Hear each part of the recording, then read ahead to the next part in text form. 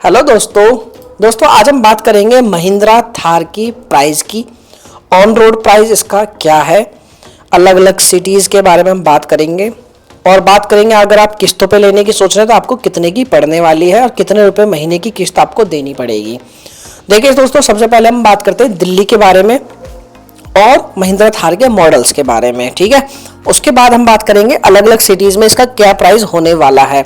देखिए दोस्तों, सबसे पहले बात करें इसके थार के मॉडलों की। यहाँ पे आपको 14 से ज़्यादा मॉडल देखने को मिलते हैं, जिसका सबसे स्टार्टिंग का जो प्राइस है, बिल्कुल स्टार्टिंग वाला जो सबसे कम प्राइस है, वो आपको 13,46,000 रुपये का दिल्ली के अंदर पड़ने वाला है।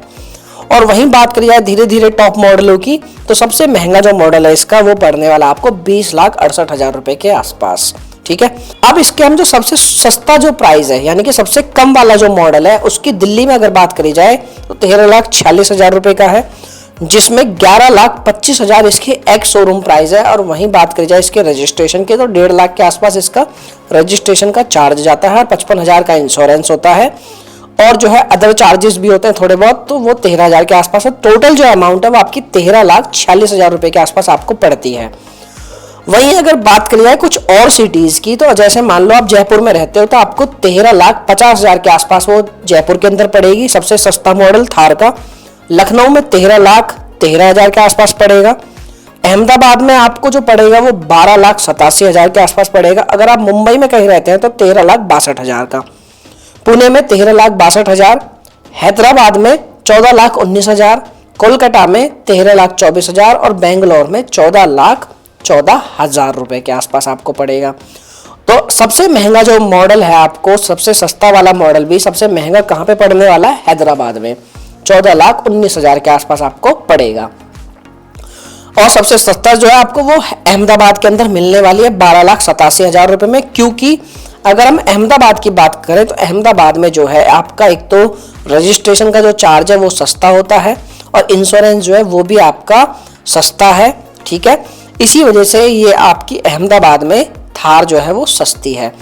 वहीं बात करी जाए इसके, अब हम बात करते हैं किस्तों के ऊपर। अगर मान लो आप महिंद्रा थार को किस्तों पे लेने की सोच रहे हैं तो आपको ये थार कितने की पड़ने वाली है। देखिए, हम दोबारा से अपने दिल्ली का डेटा ले लेते हैं।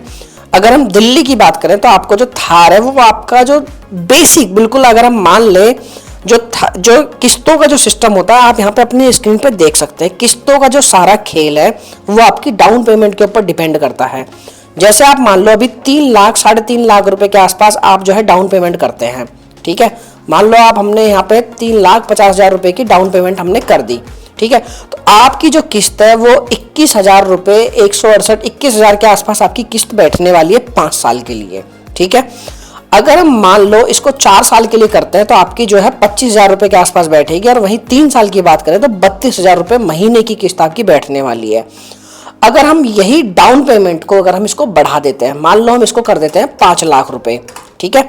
हमने डाउन पेमेंट कर दी 5 लाख रुपए, तो अब आपकी जो किस्त है वो 5 साल की कितनी बैठेगी? सिर्फ 17,000 या 18,000 के आसपास बैठेगी।